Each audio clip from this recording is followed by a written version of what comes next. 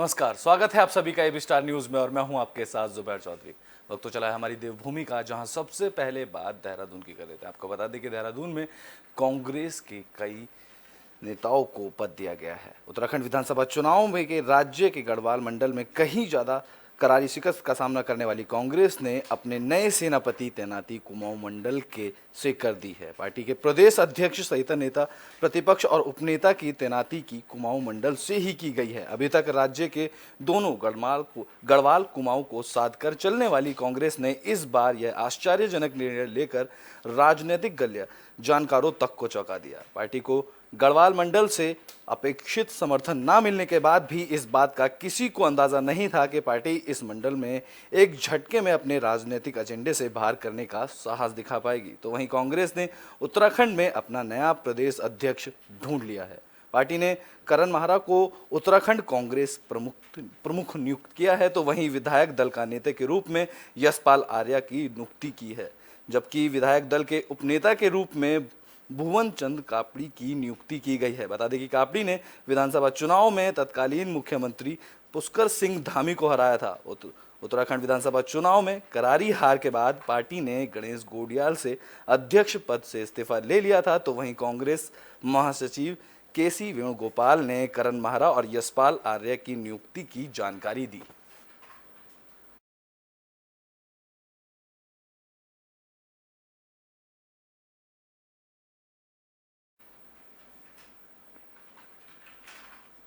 Bulletin में बात अब गढ़वाल की कर लेते हैं। आपको बता दें कि यहाँ सैनिक फिजिकल ट्रेनिंग और रिटर्न ट्रेनिंग छात्रों को फ्री में दे रहे हैं। श्रीनगर में सैनिक युवाओं को सेना, पुलिस भर्ती, अर्धसैनिक बल की निःशुल्क फिजिकल ट्रेनिंग और रिटर्न टेस्ट ट्रेनिंग दे रहे हैं। इसमें बड़ी संख्या में युवा हिस्सा भी ले रहे हैं। दरअसल उत्तराखंड में बेरोजगारी की समस्या हर साल बढ़ती जा रही है। इस वजह से प्रदेश सरकार की तमाम कोशिशों के बावजूद भी यहाँ के पहाड़ी जिलों से पलायन रुकने का नाम नहीं ले रहा। उत्तराखंड में बेरोजगारी के आलम के बीच अब सेना के पूर्व सैनिक युवाओं को रोजगार से जोड़ने के लिए जी जान लगा रहे हैं। श्रीनगर में ऐसे ही कुछ सैनिक युवाओं को सेना, पुलिस भर्ती और अर्धसैनिक बलों में भर्ती होने के लिए निःशुल्क फिजिकल ट्रेनिंग और रिटर्न टेस्ट की ट्रेनिंग दे रहे हैं।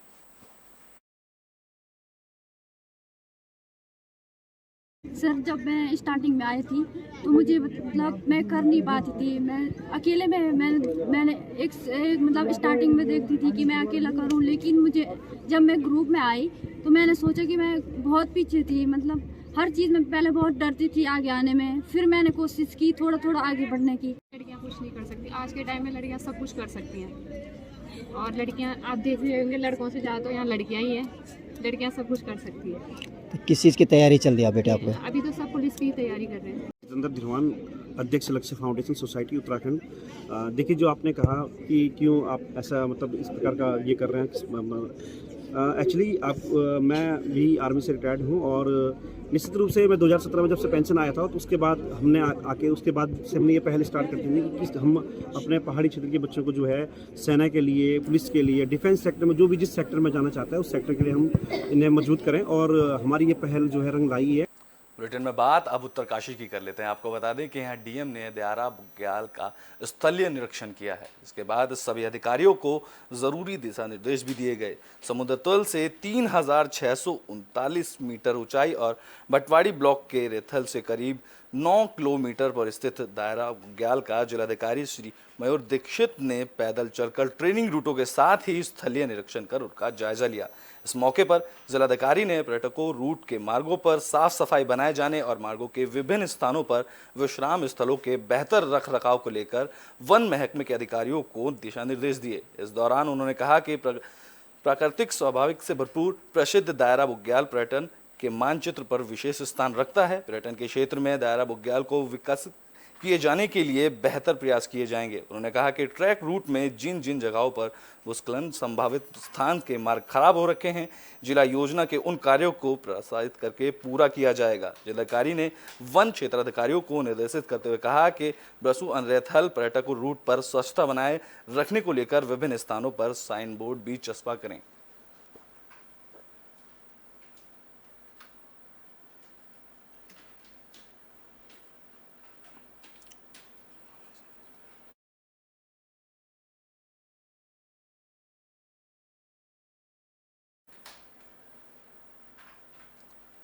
बुलेटिन में बात अब पौड़ी की कर लेते हैं। आपको बता दें कि यहाँ के डीएम ने रांसी स्टेडियम का निरीक्षण किया है।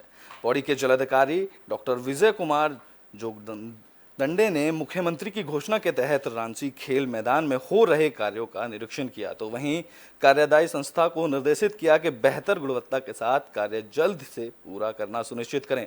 इस दौरान उन्होंने कहा कि खेल प्रतिभागियों के लिए हर तरह की व्यवस्था हो, इसके लिए विशेष ध्यान देना भी सुनिश्चित किया जाए। साथ ही उन्होंने इंडोर स्टेडियम में हो रहे कार्यों का भी निरीक्षण किया, जहां जिलाधिकारी ने रांसी खेल मैदान में multipurpose hall, table tennis, football, canteen की सुविधा का जायजा लेते हुए कार्यदायी संस्था उत्तराखंड पेयजल निगम इकाई देहरादून को निर्देशित किया कि समस्त कार्यों को निर्धारित समय से पूरा कर लिया जाए। साथ ही उन्होंने कहा कि निचले तल से ऊपरी भवन में जाने के लिए बेहतर सीढ़ी बनाई जाए। इस दौरान उन्होंने कहा कि फुटबॉल ग्राउंड के चारों ओर एक समान टेबल रखें, जिसके चलते प्रतिभागियों को परेशानियों का सामना नहीं करना पड़ेगा।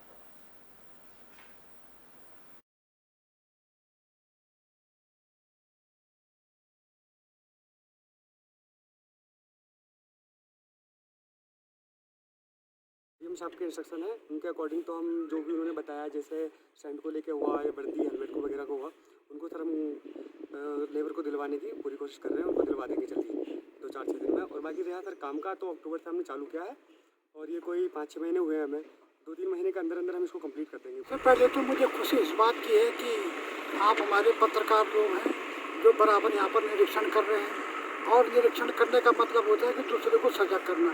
अगर यहाँ पर डीएम साहब बराबर आ रहे हैं, निरीक्षण कर रहे हैं, या पत्रकार लोग बराबर आ रहे हैं, तब तो इस कार्य की हमें अधिकतर आते रहते हैं कि कल भी उन्होंने निरीक्षण करने के बाद ये बताया कि हमारे थोड़ा बहुत जो कमी है रेता वगैरह को सुधारने की, तो वो हम पूरी करेंगे कि सही से बैठ जाए। कंडोलिया स्टेडियम का निर्माण कार्य अभी वर्तमान में चल रहा है। लगभग 22 करोड़ से भी अधिक लागत का निर्माण कार्य का वहाँ पे जो है कार्य योजना बनी है, और डीपीआर के अनुरूप जो है रांसी स्टेडियम में जो है हॉस्टल निर्माण, उसके बाद में इंडोर स्टेडियम निर्माण और सिंथेटिक टर्फ का जो कार्यवाही है वो चल। बुलेटिन में बात अब नरेंद्र नगर की कर लेते हैं। आपको बता दें कि यहाँ हंस फाउंडेशन संस्था की तरफ से मातृ सेवा सप्ताह का आयोजन किया गया, जहां नवरात्रों के पावन अवसर पर हंस फाउंडेशन संस्था की तरफ से बिलंगना विकास खंड के विलेश्वर पर्वत शिखर पर विराजमान सुप्रसिद्ध सीध पीठ श्री राजेश्वरी की जयंती पर मंदिर परिसर में मातृ सेवा सप्ताह मनाए जाने के साथ विशाल भंडारे का भी आयोजन किया गया। कार्यक्रम में क्षेत्र की महिला, पुरुष, युवक, युवती और बुजुर्ग से लेकर बच्चों ने बढ़ चढ़कर हिस्सा लिया। इस मौके पर सामाजिक सरोकार में नियंत्रण बढ़ चढ़कर हिस्सा लेने वाली महिलाएं, आशा कार्यकर्तियों को संस्था की तरफ से सम्मानित किया गया। कार्यक्रम के संयोजक केदार ने बताया कि हंस फाउंडेशन की तरफ से क्षेत्र में कराए जा रहे जनहित कार्यों की सराहना करते हुए जानकारी दी कि हंस फाउंडेशन संस्था बिलंगना विकास खंड में गरीब, असहाय और गरीब बालिकाओं की शादी, असाध्य रोग से ग्रस्त मरीजों को और बरसों से मदद करती आ रही है। तो वहीं क्षेत्र को एक एम्बुलेंस और दूरस्थ ग्रामीण क्षेत्रों में सोलर लाइट की व्यवस्था कराई गई है। इस दौरान क्षेत्रीय विधायक शक्तिलाल शाह और ब्लॉक प्रमुख बसुमती धड़ाता के साथ क्षेत्रवासियों ने हंस फाउंडेशन के संस्थापक माला मंगला और भोले महाराज के मानवता जन सेवा के लिए आभार व्यक्त किया। तो वहीं क्षेत्र के लोगों ने बड़ी संख्या में मां राजेश्वरी मंदिर आकर अपनी मन्नतें मांगी और कार्यक्रम का भरपूर आनंद उठाया।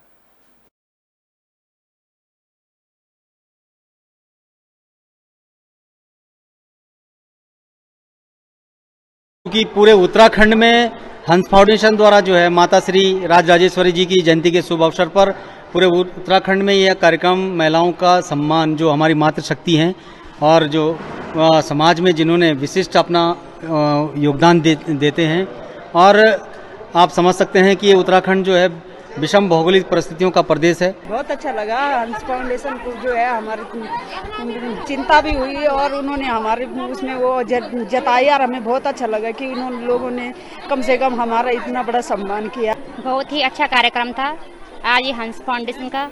इन्होंने आज आशा कार्यकर्ताओं को यहाँ पे बुलाया है और सम्मानित किया है। बुलेटिन में बात अब काशीपुर की कर लेते हैं। आपको बता दें कि काशीपुर में अवैध हथियारों की तस्करी को लेकर पुलिस ने अभियान चलाया है। उत्तराखंड की शांति को बर्बाद करने के लिए लगातार उत्तर प्रदेश के बदमाश उत्तराखंड में असलों की तस्करी कर रहे हैं, जिसको लेकर पुलिस की तरफ से अवैध सशस्त्र तस्करी रोकथाम के लिए एक विशेष अभियान चलाया गया। जिसमें उधम सिंह नगर में लगातार पुलिस को बड़ी कामयाबी मिलती दिखाई दे रही है। इस कड़ी में कुंडा थाना पुलिस ने भी एक उत्तर प्रदेश के जिला रामपुर के रहने वाले मोहसिन खान नाम युवक को गिरफ्तार किया है, जिसके पास से 3 अवैध असलों के साथ लगभग दर्जन भर से अधिक कारतूस बरामद हुए हैं। फिलहाल पुलिस ने आरोपी को गिरफ्तार कर न्यायालय भेज दिया है और उसका क्रिमिनल बैकग्राउंड खंगाला जा रहा है। उसकी जांच के लिए पुलिस ने एक टीम गठित कर दी है। साथ ही पुलिस का दावा है कि असला बेचने वाले और असला खरीदने वालों को पुलिस हरगिज बर्दाश्त नहीं करेगी। जल्द ही पुलिस मोहसिन नाम के आरोपी किसको असला उत्तराखंड में बेचने आया था उसका खुलासा भी करेगी। ये अवैध असलों की जो तस्करी होती है, इस पर रोकथाम के लिए एसपी महोदय काशीपुर द्वारा एक अभियान चलाया जा रहा है, जिसके तहत कुंडा पुलिस द्वारा 9 तारीख को एक व्यक्ति को गिरफ्तार किया गया, जिसका नाम मोहसिन खान है, जो स्वार का रहने वाला, स्वार जिला रामपुर में आता है ये उत्तर प्रदेश में। तो इससे 3 अवैध तमंचे बरामद हुए जो 315 बोर के हैं। बुलेटिन में बात अब डोईवाला की कर लेते हैं। आपको बता दें कि यहाँ आज़ादी के बाद से अब तक भी गांव वाले सड़क के लिए तरस रहे हैं। देश को आज़ाद हुए तकरीबन 74 साल हो चुके हैं। उत्तराखंड में अभी भी ऐसे गांव हैं जहां अभी तक सड़क नहीं पहुंची है। उत्तराखंड की राजधानी देहरादून के डोईवाला विधानसभा क्षेत्र ग्राम पंचायत संगांव के सटे कई ऐसे दर्जन गांव हैं जहां रहने वाले सैकड़ों घरों के लोग अभी भी सड़क से कोसों दूर हैं, जो कि ग्रामीणों के लिए सबसे परेशानी की बात है। इस दौरान सामाजिक कार्यकर्ता पुनीत रावत ने बताया कि मुख्यमंत्री त्रिवेंद्र सिंह रावत की तरफ से यहां सड़क बनाए जाने की घोषणा की गई थी, जिसके बाद लोगों में सड़क की आस पुख्ता हो गई थी, लेकिन अभी तक गांव में सड़क नहीं पहुंची है, जिसकी वजह से ग्रामीण पूरी तरह से मायूस हो चुके हैं। हालांकि पहले इस गांव में मात्र पगडंडी के सहारे पहुंचा जा सकता था, लेकिन अब कच्चा रास्ता तो गांव तक पहुंच चुका है, पर बरसात के मौसम में यह रास्ता भी पूरी तरह से क्षतिग्रस्त हो जाता है, जिसकी वजह से पैदल चलना भी इस रास्ते पर दुभर हो जाता है। इसके साथ ही सबसे बड़ी समस्या स्कूली छात्र छात्राओं के साथ बीमार बुजुर्ग और गर्भवती महिलाओं के लिए है, जिन्हें समय से अस्पताल पहुंचाना तो ज़रूरी होता है, पर उबड़ खाबड़ रास्तों की वजह से उस समय पर अस्पताल नहीं पहुंचा पाते। ऐसे में इन ग्रामीणों के लिए मुश्किलें और बढ़ जाती हैं। इन ग्रामीणों की मुसीबतों पर आखिर कौन संज्ञान ले, यह बताने वाला कोई भी नहीं है। हालांकि विधानसभा चुनाव के दौरान इन ग्रामीणों के सामने बड़े बड़े वादे किए जाते हैं, पर जीतने के बाद इस तरफ कोई मुड़कर भी नहीं देखता, जिसके चलते आज भी यहाँ के दर्जन गाँव सड़क से कोसों दूर हैं। अब देखने वाली बात यह होगी कि और कब तक इन गांव वालों को सड़क पहुंचाई जाती है और कब तक ग्रामीणों को सड़क होने का फायदा मिल पाता है। 73 साल हुए आज़ादी के, लेकिन मैं रोज़ आस रखती हूँ कि ये सड़क बन जाओ तो हमारे बच्चों का विकास हो, हमारे गांव का विकास हो, लेकिन निराशाजनक होना पड़ता है। आज़ादी के 73 वर्ष हो चुके हैं, फिर भी आदिवासी की तरह जीवन यापन कर रहे हैं लोग यहाँ पर। 11 किलोमीटर स्वीकृत ये रोड थी यहाँ पर। पूर्व मुख्यमंत्री जी के घोषणा पत्र में भी ये रोड 11 किलोमीटर स्वीकृत की गई घोषणा पत्र में थी, लेकिन आज तक इस पर धरातल पर कार्य नहीं हुआ है। बुलेटिन के आखिरी में बात उत्तरकाशी की कर लेते हैं। आपको बता दें कि गर्मियां जैसे ही आती हैं वैसे ही जंगलों में आग का खतरा बढ़ने लगता है। जिला मुख्यालय के नज़दीक बाड़ाहाट और मुखेम रेंज के जंगल में बीती देर शाम से आग धधक रही है। जंगलों में लगी आग से लाखों की वन संपदा जलकर राख हो चुकी है। वहीं तमाम दावों के बावजूद भी वन विभाग जंगलों की आग नहीं बुझा पा रहा। जिला मुख्यालय के नज़दीक वरुणापात पर्वत पर आग इतनी भयंकर लगी हुई है कि आग बस्ती की ओर बढ़ती जा रही है। बता दें कि वरुणापात का जंगल भीषण आग की चपेट में आ गया है। इस आग में विकराल रूप ले लिया है और देखते ही देखते लाखों की कीमती वन संपदा जलकर राख हो गई है। आग इतनी विकराल हो गई है कि आग बस्ती की ओर आने लगी है। इन कारणों से इलाके में अफरा तफरी मची हुई है, तो यहाँ वन विभाग और आसपास के लोग आग बुझाने में जुटे हुए हैं। जलकर राख ग्रामीण और एसडीओ को बताया।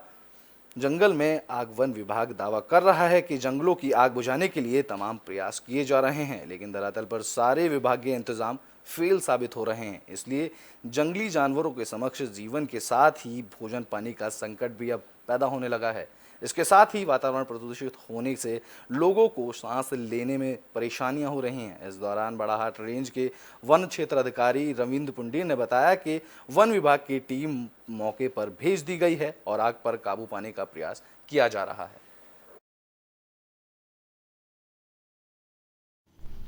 उत्तराखंड के जंगल भीषण आग की चपेट में है और खासकर उत्तरकाशी जिले में अभी पिछले 10 दिनों से जंगलों में भीषण आग लगी हुई है और जिला मुख्यालय के आसपास जो बरनावत पहाड़ है, NIM का जो जंगल है, जो नेहरू इंस्टीट्यूट ऑफ माउंटेनियरिंग है, ये विश्व प्रसिद्ध संस्थान है, इसके आसपास के जंगलों में भीषण आग लगी हुई है। लेकिन वन विभाग जंगलों की आग बुझाने में कोताही बरत रहा है और इसको बिल्कुल सीरियस नहीं ले रहा है।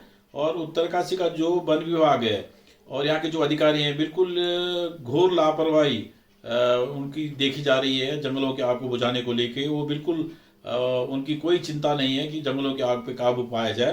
तो ये बड़ा चिंताजनक विषय है और पूरे समूचे उत्तराखंड के जंगल आग से धू धू कर जल रहे हैं और समूचा उत्तराखंड धुएं के आगोश में है। हमारी देवभूमि में अभी के लिए बस इतना ही। देश और दुनिया की तमाम खबरों के लिए देखते रहें AB स्टार न्यूज़।